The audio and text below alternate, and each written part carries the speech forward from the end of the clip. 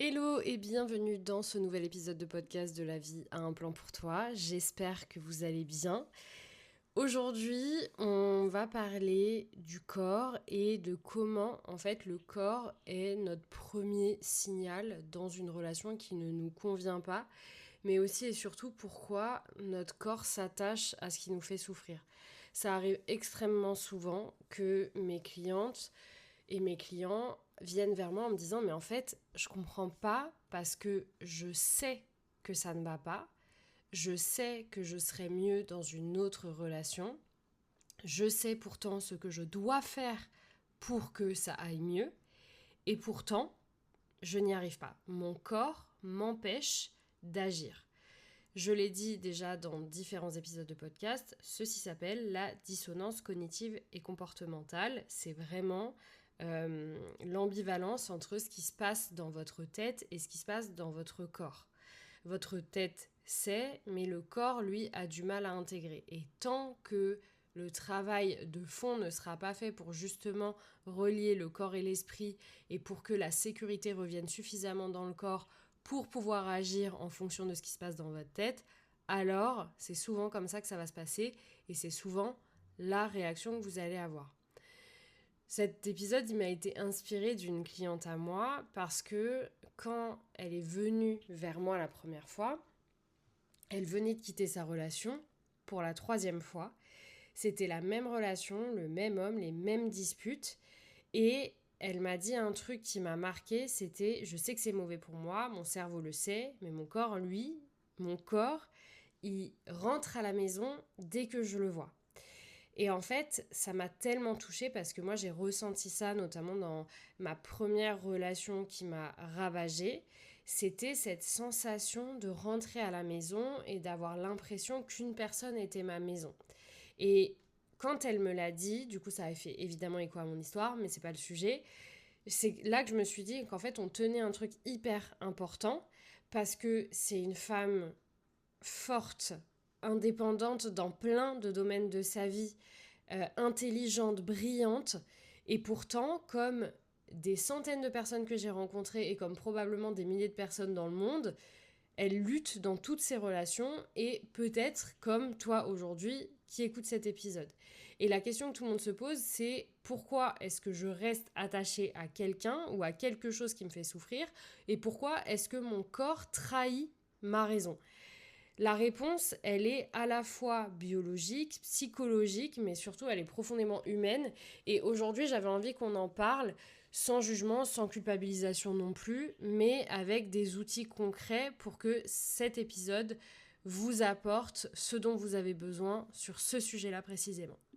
Donc pour pas rentrer dans un podcast complètement neuroscientifique ou neurobiologique, on va commencer par les bases. Donc, il faut comprendre que notre cerveau fonctionne sur un principe très simple. Il cherche la récompense et il fuit la douleur. Mais voilà où ça devient fascinant et malheureusement un peu pervers aussi, c'est que quand tu es dans une relation stable, prévisible, sécurisante, ton cerveau, il libère de la dopamine, qui est l'hormone du plaisir, mais de façon régulière, prévisible. Et le cerveau, il s'adapte, il dit « Ok, c'est cool, c'est acquis ». Maintenant, ce qui fait vraiment exploser la dopamine, c'est l'incertitude. Et c'est pour ça que souvent, on a l'impression d'être hyper accro à des gars qui sont inconstants, plus que des personnes qui sont constantes, qui sont stables, qui sont gentilles tout le temps. Il y a eu une étude qui a été faite sur des animaux. Je ne tolère pas ça, mais c'est pour vous donner un peu le contexte. Et j'adore l'idée de cette expérience parce que elle est brutalement honnête sur qui on est vraiment. Il y avait 2 groupes. Un premier groupe où les rats appuyaient sur un levier et obtenaient toujours une récompense. Et un second groupe où la récompense était aléatoire. Donc parfois oui, parfois non. Et devine quel groupe appuyait compulsivement sur le levier jusqu'à épuisement, c'était le deuxième, celui de l'incertitude. Et en fait, toi, tu fais pareil, on fait pareil. Quand ton partenaire est imprévisible, parfois tendre, parfois froid, parfois présent, parfois pas là, ton cerveau, il entre dans ce même mode de compulsion. Il attend la récompense, il l'espère, et cette attente-là, elle génère plus de dopamine que n'importe quel amour stable.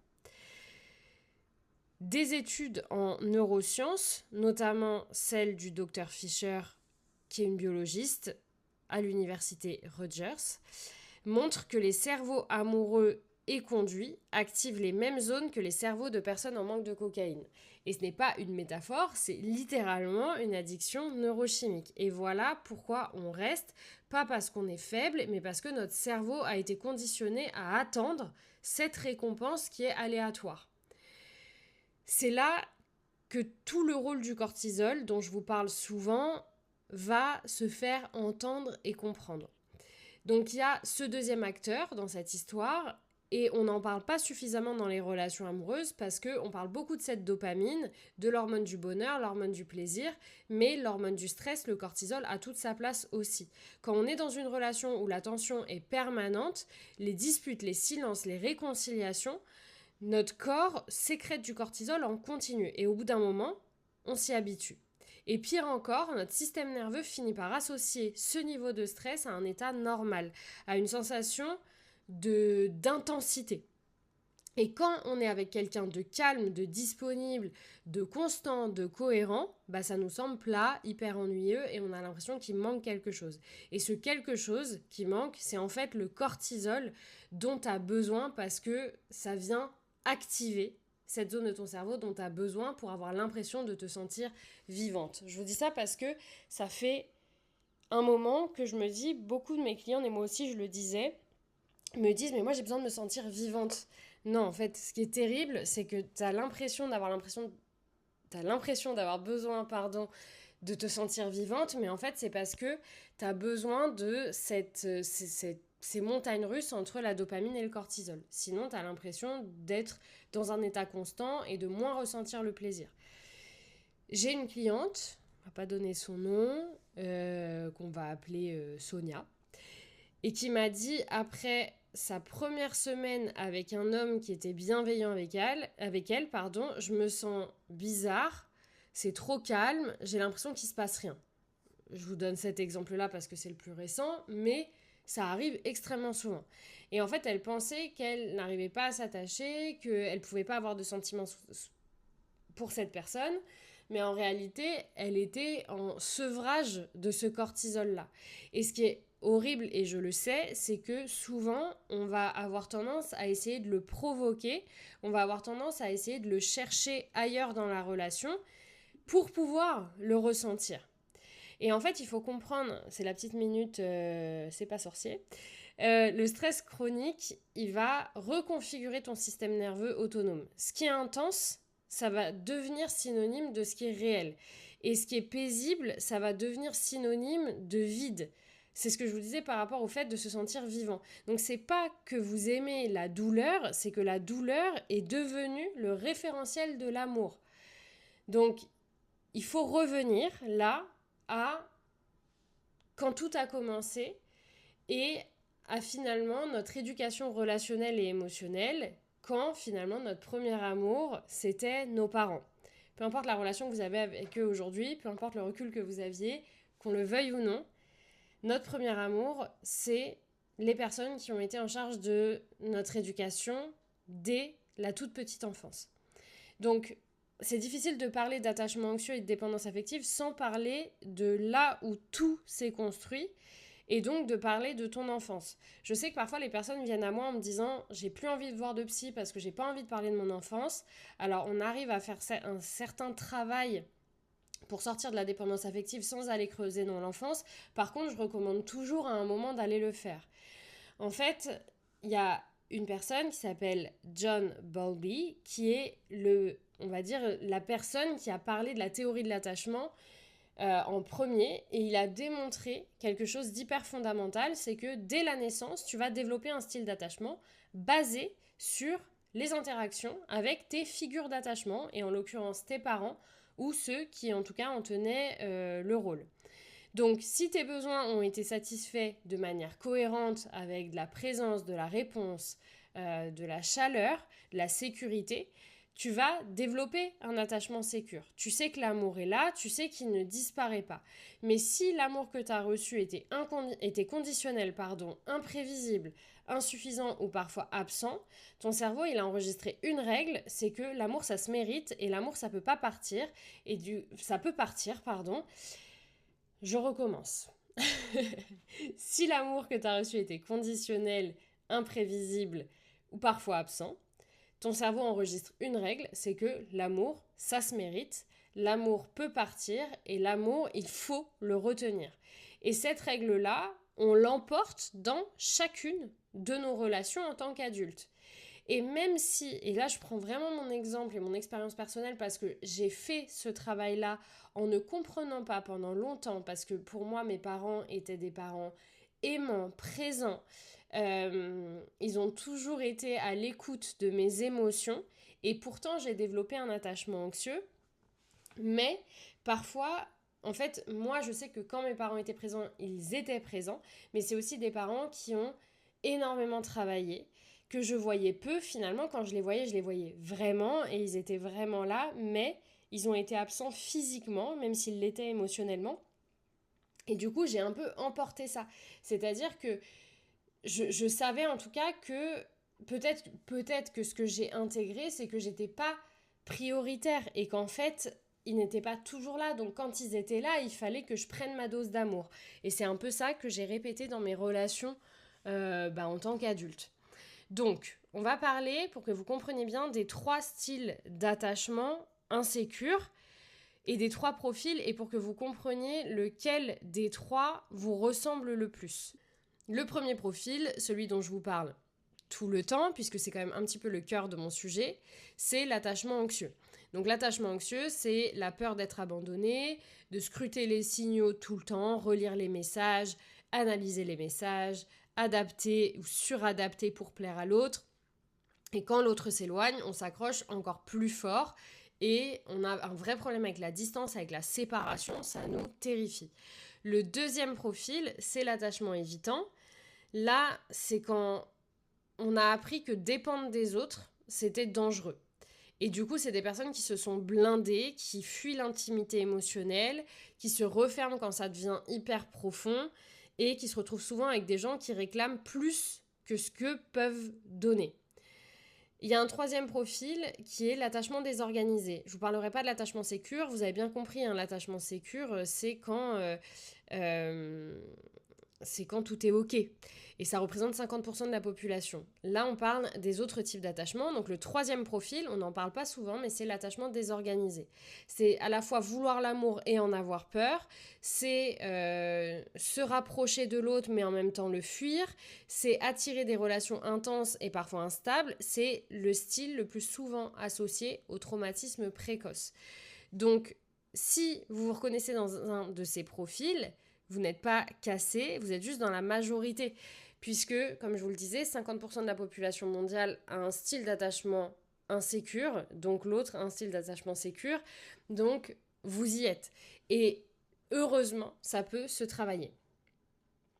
Ce style d'attachement-là, c'est ce qui explique en vrai pourquoi on rejoue toujours les mêmes situations. Freud, il appelait ça la compulsion de répétition. Pour les personnes qui ne savent pas, j'ai pas fait de la psycho, mais j'ai fait de la socio et on a parlé de ça pendant un moment. Du coup, il appelait ça la compulsion de répétition. Aujourd'hui, bien heureusement, la psychologie moderne parle de schémas précoces inadaptés. Donc, c'est des croyances profondes qu'on a sur soi-même et sur les autres, qui se sont installées dans l'enfance et qu'on rejoue, en fait, sans s'en rendre compte. Donc, on ne cherche pas consciemment quelqu'un qui nous fait souffrir, mais notre inconscient, lui, cherche à compléter une histoire inachevée. Moi, j'aime bien dire que, en fait, on va rejouer les scènes pour qu'enfin, la fin soit différente. Donc, c'est vraiment ça. En fait, on va chercher à compléter cette histoire qui, pour nous, a été inachevée puisqu'elle n'avait pas la fin qu'on voulait, pour se prouver que cette fois, ça finira autrement et obtenir de cette figure d'attachement, et en fait on a passé de nos parents à finalement un partenaire de vie, pour que cet adulte-là sur qui on met cette responsabilité puisse enfin nous donner ce que voulait l'enfant qu'on était, c'est-à-dire de la présence, de l'amour, de la sécurité, etc. Au début de cet épisode, je te parlais d'une cliente et qui qui se disait que elle ressentait rien pour la personne qu'elle avait rencontrée, pourtant quelqu'un de gentil, etc. Et ben ma cliente, elle a eu un père aimant, mais qui était complètement imprévisible, qui était hyper présent pendant une période, plus du tout après, qui pouvait être très tendre et distant un autre jour. Et en fait, elle a toujours passé elle a passé son temps à essayer de mériter la présence de son père. Et en fait, son ex était aussi imprévisible. C'est-à-dire qu'il était présent un jour, absent l'autre jour, et son inconscient, lui, a reconnu ça chez cette personne.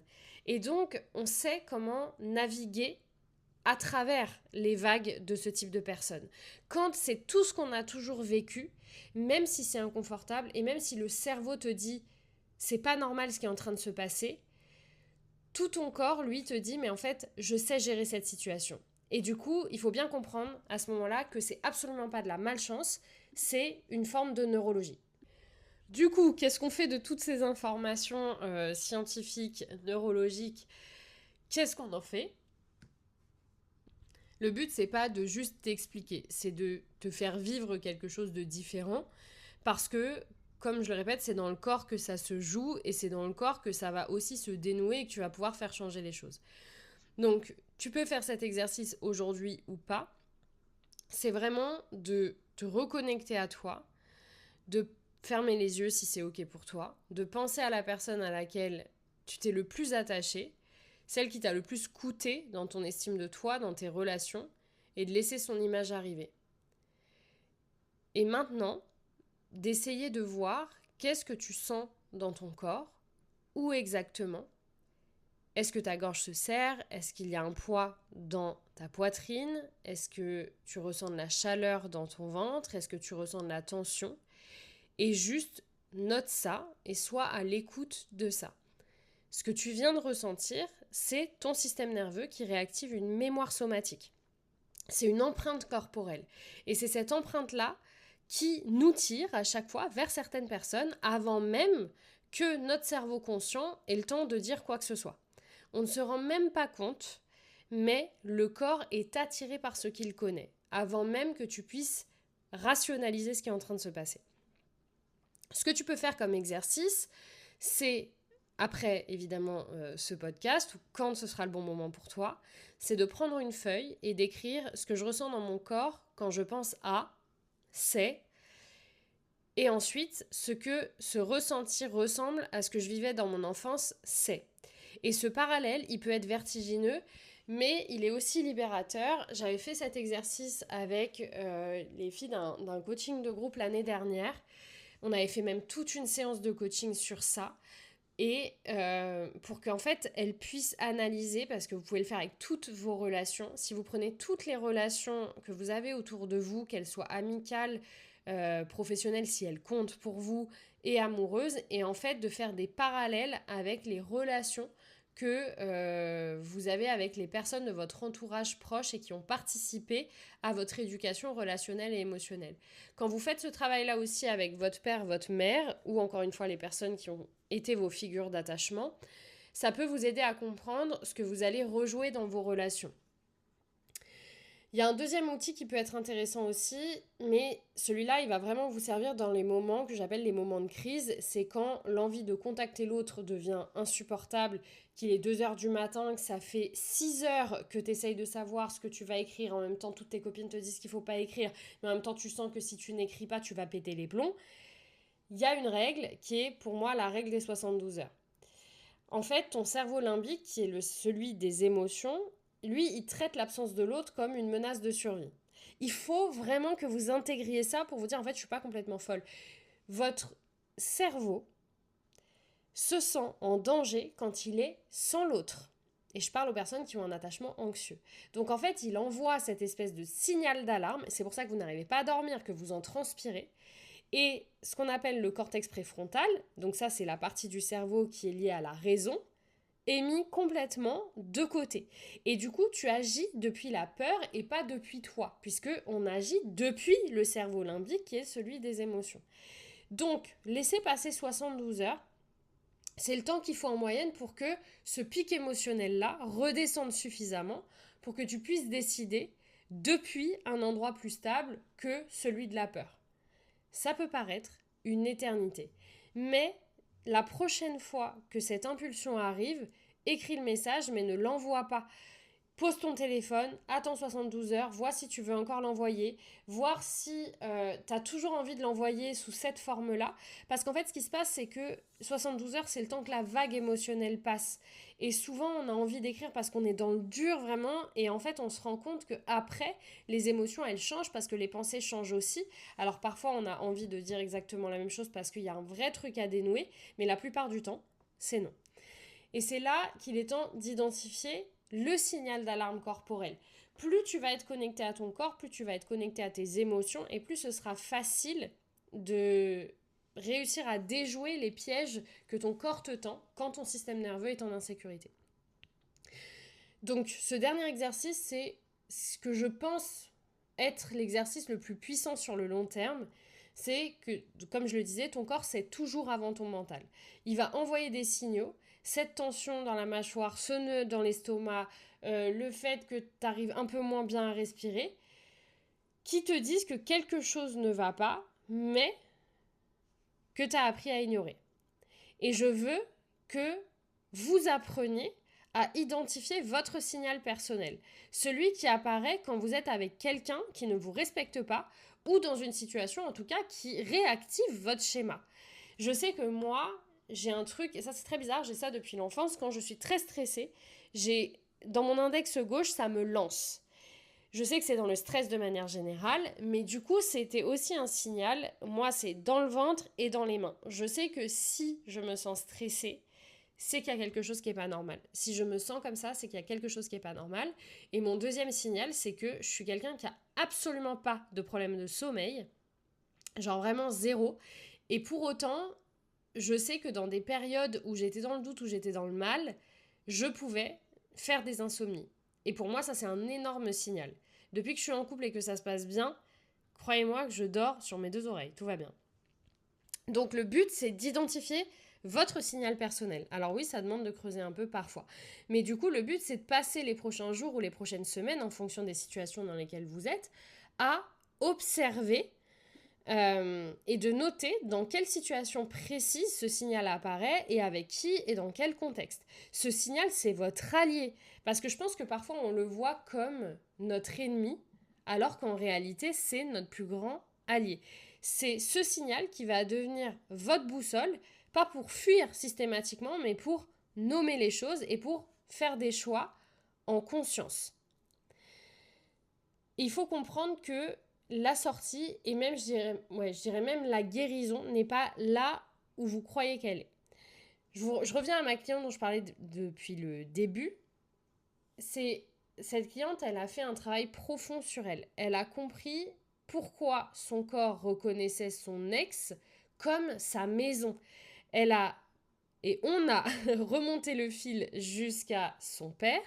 On a appris à reconnaître ses signaux corporels. Ça, non, c'est elle qui l'a fait. Et on a construit une nouvelle définition de ce que l'amour devrait faire ressentir. Et un jour, elle m'a renvoyé un message parce qu'elle venait de rencontrer quelqu'un. C'était très récemment. Quelqu'un de stable, en tout cas qui semble stable, cohérent, présent.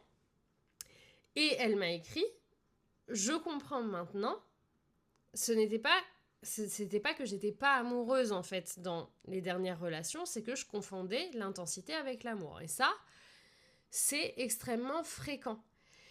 Alors, ça veut pas dire qu'aujourd'hui elle est amoureuse, enfin, c'est extrêmement récent, mais ça veut dire qu'elle sait reconnaître quelqu'un de stable et c'est hyper déroutant, mais en même temps, elle se rend compte que